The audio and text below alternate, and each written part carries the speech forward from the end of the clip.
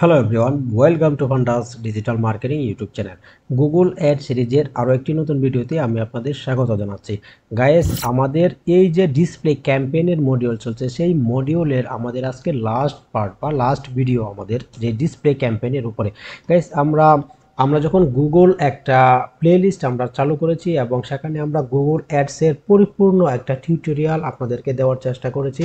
তো এখানে আমরা পর্যায়ক্রমে সার্চ অ্যাডস এবং ডিসপ্লে অ্যাডস এই ধরনের কিন্তু মডিউল আমরা সেখানে চালু করেছি এবং আমাদের এই যে ডিসপ্লে ক্যাম্পেইনের যে মডিউল, সেই মডিউলের ভিতরে আপনারা একদম ডিসপ্লে ক্যাম্পেইনের শুরু থেকে এবং এর ভিতরে যে গুরুত্বপূর্ণ সেটিংসগুলো হয়ে থাকে, তো প্রত্যেকটা সেটিংস নিয়ে কিন্তু আমরা আলাদা আলাদাভাবে ভিডিও করেছি এবং আজকে হচ্ছে আমাদের একটা লাস্ট ভিডিও আমাদের ডিসপ্লে ক্যাম্পেইনের উপরে। আমরা এই ডিসপ্লে ক্যাম্পেইন কিভাবে রান করতে হয়, কিভাবে আপনারা রিমার্কেটিং অডিয়েন্স ক্রিয়েট করবেন, এর পরিপূর্ণ বিষয় কিন্তু আপনারা ইতিমধ্যেই শিখে গেছেন আপনারা যদি প্রিভিয়াস ভিডিওগুলি দেখে থাকেন।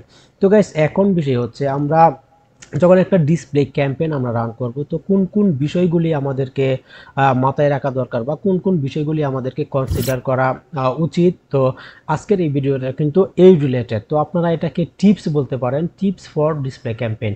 তো আমরা যখন ডিসপ্লে ক্যাম্পেইন রান করব, তো সেখানে আমাদের কোন কোন বিষয় আমাদেরকে ধ্যানে রাখা দরকার, কোন কোন বিষয় আমাদেরকে অবশ্যই আমাদের চেক করতে হবে। তো এই একটা চেকলিস্ট আপনারা বলতে পারেন এই ভিডিওটা, যে আপনাদের কাছে একটা চেকলিস্ট যদি থাকে, তাহলে জাস্ট আপনারা এই চেকলিস্টটা দেখে দেখেও কিন্তু আপনারা চাইলে আপনাদের একটা ডিসপ্লে ক্যাম্পেইনকে আপনারা যাচাই করে নিতে পারবেন। তো গাইস, আজকের ভিডিওটা আপনারা এইভাবেও বলতে পারেন টিপস ফর ডিসপ্লে ক্যাম্পেইন, অথবা একটা চেকলিস্ট, ডিসপ্লে ক্যাম্পেইনের একটা চেকলিস্ট কিন্তু আপনারা বলতে পারেন। তো গাইস আমি এখানে আপনাদের জন্য কিছু পয়েন্টস আমি সেখানে উল্লেখ করে রেখেছি। সেই পয়েন্টসগুলো আপনারা অবশ্যই ধ্যান সহকারে শুনবেন এবং ভিডিওটা লাস্ট পর্যন্ত দেখবেন। তা না হলে কিন্তু আপনারা একটা পরিপূর্ণ একটা ডিসপ্লে ক্যাম্পেইনের যে কোন কোন বিষয়গুলি আপনাদের রান করার ক্ষেত্রে আপনাদের মাথায় রাখা উচিত, এই বিষয়টা কিন্তু আপনারা স্কিপ করে যাবেন। তো প্রথম আমাদের যে পয়েন্টটা, সেই পয়েন্টটা হচ্ছে know the purpose of your add, make different creative for different purpose. তো এখানে বিষয় হচ্ছে আমরা যখন একটা ডিসপ্লে ক্যাম্পেইন রান করব, তো সেখানে কিন্তু সবচেয়ে গুরুত্বপূর্ণ যে বিষয়টা সেটা হচ্ছে আমাদের ক্রিয়েটিভ। আমরা কি ধরনের ব্যানার আমরা সেখানে অ্যাড করব, কি ধরনের ইমেজ আমরা সেখানে অ্যাড করব, এই বিষয়টা কিন্তু খুবই গুরুত্বপূর্ণ। তো সেমভাবে আমরা কি করব, আমরা আমাদের অ্যাডসটা কোন পারপাসে আমরা রান করছি, তো এই পারপাসটা কিন্তু গুরুত্বপূর্ণ। এই পারপাসটা কিন্তু অবশ্যই আমাদের ধ্যানে রাখতে হবে যে আমরা কোন পারপাসে আমরা আমাদের অ্যাডসটাকে রান করতে যাচ্ছি। আমাদের পারপাস যদি হয়ে থাকে শুধুমাত্র অ্যাওয়ারনেস করা, তাহলে কিন্তু আমাদের যে অ্যাওয়ারনেস অনুযায়ী কিন্তু আমাদের একটা ক্রিয়েটিভ আমাদের তৈরি করতে হবে। আমাদের যদি সেলসের প্রয়োজন হয়, তাহলে কিন্তু আমাদের সেলস কিভাবে আসবে সেই বিষয়ের উপর ফোকাস রেখে কিন্তু আমাদের ক্রিয়েটিভটা তৈরি করা প্রয়োজন। তো সেমভাবে আমরা কি করব, আমরা ডিফারেন্ট পারপাসের জন্য আমরা ক্রিয়েটিভ আমরা তৈরি করব। তো আশা করি এই বিষয়টা আপনারা বুঝতে পেরেছেন। গাইস, এর পরবর্তী পয়েন্টটা নিয়ে যদি আমরা আলোচনা করি, তো সেখানে আমরা দেখতে পাচ্ছি more important is image quality, colour combination and clear সিটিয়া। গাইস, আমরা যখন একটা ক্যাম্পেইন আমরা সেখানে পরিচালনা করব এবং সেখানে আমরা যখন বিভিন্ন ধরনের ক্রিয়েটিভ আমরা সেখানে ইউজ করব, তো সেখানে গুরুত্বপূর্ণ বিষয় হচ্ছে আমরা আমাদের যে ইমেজটা আমরা তৈরি করব সেই ইমেজের কোয়ালিটি। তো অবশ্যই আমাদের ইমেজের কোয়ালিটিটা আমাদেরকে ভালো রাখতে হবে এবং colour combination, guys colour combination খুবই গুরুত্বপূর্ণ একটা পয়েন্ট। তো অবশ্যই আমাদের কালার কম্বিনেশনটা কিরকম হওয়া উচিত, সেটি হচ্ছে ধরেন আমাদের একটা বিজনেস বা আমাদের একটা ব্র্যান্ড, তো সেই ব্র্যান্ডের কিন্তু একটা ওয়েবসাইট থেকে থাকে। তো সেই ওয়েবসাইটে কিন্তু একটা ব্র্যান্ডের কিন্তু একটা লোগো থাকে। তো আমাদের যেই বিজনেসের যে লোগো বা আমাদের ওয়েবসাইটের যেই কালার, সেই কালারের সাথে ম্যাচ করে কিন্তু আমাদের একটা যে ক্রিয়েটিভ আমরা তৈরি করব, সেই ক্রিয়েটিভের একটা কম্বিনেশন কিন্তু আমাদেরকে তৈরি করতে হবে। এবং এখানে আরেকটা পয়েন্ট, সেটা হচ্ছে ক্লিয়ার সিটি। গাইস, অবশ্যই আমাদেরকে আমাদের ইমেজের উপরে ক্লিয়ার সিটি আমাদেরকে রাখতে হবে। যেমন আমি যদি এক্সাম্পল হিসাবে আপনাদেরকে বলি যে বুক নাও, অথবা আমরা বলতে পারি অর্ডার নাও। তো এটি হচ্ছে ক্লিয়ার সিটিয়া। এরকম ধরনের আরও যেই আমাদের যেই পারপাস থাকবে, সেই পারপাস অনুযায়ী অবশ্যই আমাদেরকে ক্লিয়ার সিটিএ আমাদেরকে মেনশন করতে হবে। তো গাইস, আশা করি এই বিষয়টা আপনারা বুঝতে পারছেন। তো এর পরবর্তী পয়েন্ট নিয়ে যে আমরা যদি এখানে আলোচনা করি, তো your creative should match your funnel stage. Guys, funnel stage এটা খুবই গুরুত্বপূর্ণ। আমাদেরকে অবশ্যই ফানেল স্টেজ সম্পর্কে অবগত থাকতে হবে, যেমন আমাদের অডিয়েন্সরা এখন কোন ফানেল স্টেজে আছে, তারা কি আমাদের যে কনভার্সন সেই কনভার্সনের একদম ক্লোজ তারা চলে এসেছে, নাকি তারা এখনো ফানেল স্টেজের অনেক উপরে, তারা এখনো আমাদের অ্যাওয়ারনেস লেভেলে, অথবা তারা হতে পারে আমরা যদি বলি বটম অফ দ্য ফানেল এরকম যদি হতে পারে। তো তারা যদি বটম অফ দ্য ফানেলে যদি চলে আসে তাহলে কিন্তু তাদেরকে আমরা ডিফারেন্ট ক্রিয়েটিভ আমরা দেখাতে পারি। যেমন অ্যাওয়ারনেস লেভেলে যদি তারা থেকে থাকে তাহলে আমাদের ক্রিয়েটিভটা সেই আমাদের অ্যাওয়ারনেস লেভেলের ক্রিয়েটিভ আমরা সেখানে ব্যবহার করব।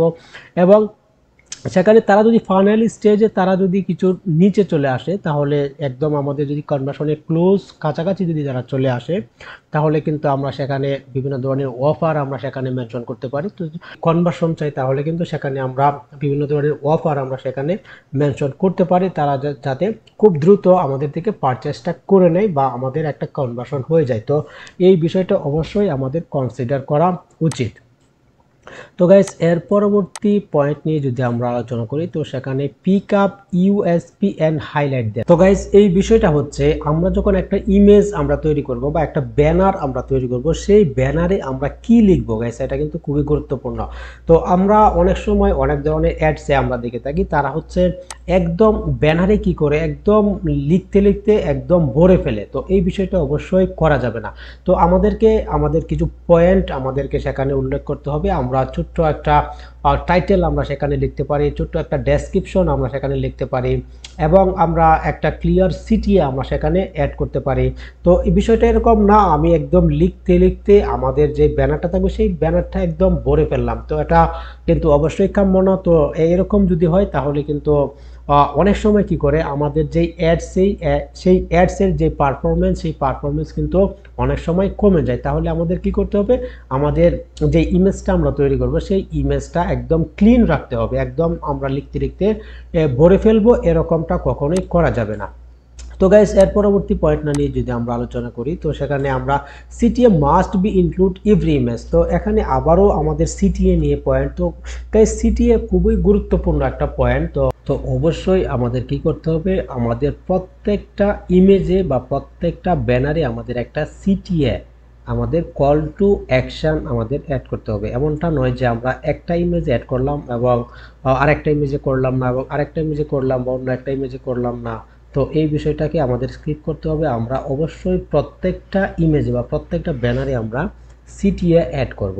তো গাইস এর পরবর্তী পয়েন্টটা দিয়ে আমরা যদি আলোচনা করি, ক্রিয়েটিভ ভেরিয়েশন ইজ মাস্ট। তো আমরা যখন একটা ক্রিয়েটিভ সেট আমরা তৈরি করব, যে আমরা এই অ্যাডসের জন্য আমরা একটা ক্রিয়েটিভ সেট আমরা তৈরি করলাম, এবং আমরা কি করলাম এই যে একটা সেট আমরা তৈরি করলাম এই সেটটাই আমরা বারবার 1 মাস 2 মাস 3 মাস আমরা ব্যবহার করে আসছি, আমরা এই সেটটাকে চেঞ্জ করছি না।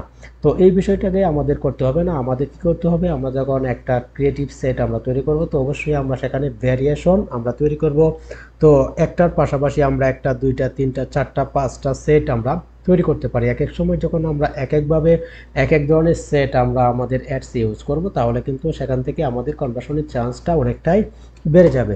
তো গাইস এর পরবর্তী পয়েন্টটা নিয়ে আমাদের যদি আলোচনা করি সেখানে আমরা দেখতে পাচ্ছি ইউজ রিয়েলিস্টিক ইমেজেস। তো আমরা যখন একটা ব্যানার তৈরি করব তো সেখানে অবশ্যই আমরা কিছু রিয়েলিস্টিক ইমেজেস আমরা সেখানে ব্যবহার করার চেষ্টা করব। এমনটা নয় যে অপ্রাসঙ্গিক কোনো ইমেজ আমরা সেখানে আমরা অ্যাড করে দিলাম। যেমন আমি যদি কোনো একটা ফ্ল্যাট আমরা যদি বিক্রি করি তো সেখানে অবশ্যই আমরা চাইবো কি সেখানে ফ্ল্যাট রিলেটেড কিছু ইমেজ আমরা সেখানে ব্যবহার করার জন্য, যেমন এর সাথে প্রাসঙ্গিক যে একদম কাছাকাছি ম্যাচ করে যে ইমেজগুলি সেই ধরনের ইমেজগুলি আমরা ব্যবহার করতে পারি। যেমন সেখানে আমরা একটা হ্যাপি ফ্যামিলি আমরা সেখানে আমরা ইউজ করতে পারি, যারা হচ্ছে ফ্ল্যাটটা কেনার পর তারা হ্যাপি থাকবে, বা এই ধরনের একদম কাছাকাছি ম্যাচ করা ইমেজগুলি কিন্তু আমরা আমাদের ব্যানারে ব্যবহার করতে পারি। একদম এমনটা নয় যে আমরা একটা ফ্ল্যাট বিক্রি করব সেখানে আমরা খাবার রিলেটেড কোনো একটা ইমেজ সেখানে রিলেটেড ইমেজ কিছু আমরা সেখানে ব্যবহার করে দিলাম। তো অবশ্যই আমরা এই বিষয়টা আমরা অবশ্যই ধ্যান রাখবো যে আমাদের একটা রিয়েলিস্টিক ইমেজ আমাদের ব্যানারে ব্যবহার করার জন্য। গাইস এর পরবর্তী পয়েন্টটা নিয়ে আমরা যদি আলোচনা করি সেখানে আমাদের কি বলছে, add element to related to urgency. তো আমাদেরকে আমাদের যেই অ্যাড পারপাস সেই পারপাস অনুযায়ী আমাদেরকে কিছু আর্জেন্সি আমাদের সেখানে আমাদেরকে মেনশন করতে হবে। যেমন আমি এটাকে বলতে পারি, এখানে বলতে পারি লিমিটেড সিট আমরা সেখানে বলতে পারি। তো এখানে আমরা বলতে পারি বুক নাও আমরা বলতে পারি, বিভিন্ন ধরনের আমরা যদি অফার সেখানে মেনশন করি, তো সেখানে আমরা সীমিত সময়ের জন্য এই অফারটা আমরা এই ধরনের কিন্তু আর্জেন্সি আমরা এভাবে মেনশন করে দিতে পারি। তো গাইস, এর পরবর্তী পয়েন্টটা নিয়ে আমরা যদি আলোচনা করি, তো সেখানে আমরা লাস্ট যেই অপশনটা এবং ফাইনাল অপশনটা, নেভার ফরগেট গুগল গাইডলাইন। তো গাইস, আমরা যখন গুগলে অ্যাডস রান করব, তো সেখানে অবশ্যই গুগলের কিছু গাইডলাইন কিন্তু সেখানে দেওয়া থাকবে।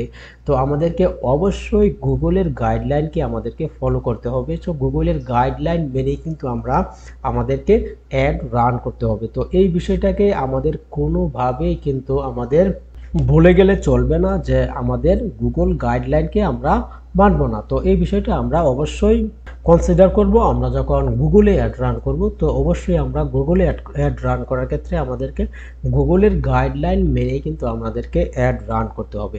তো গাইস, এই ছিল আমাদের আজকের ভিডিও, বা আমাদের যে ভিডিও, সেই ভিডিওর হচ্ছে একটা চেক লিস্ট পয়েন্ট আপনারা বলতে পারেন। তো এই চেক লিস্টটা আপনারা চাইলে আপনারা কপি করে বা আপনারা একটা স্ক্রিনশট করে কিন্তু আপনারা রেখে দিতে পারেন। তো সেখানে আপনারা যখন অ্যাড রান করবেন, তো এই বিষয়টা আপনারা অবশ্যই কনসিডার করবেন। তাহলে আশা করা যায় আপনারা একটা পাওয়ারফুল একটা অ্যাডস আপনারা রান করতে পারবেন। তো গাইস, আশা করি ভিডিওটি আপনাদের অনেক ভালো লেগেছে এবং অনেক ইনফরমেশন আপনারা সেখান থেকে পেয়ে গেছেন।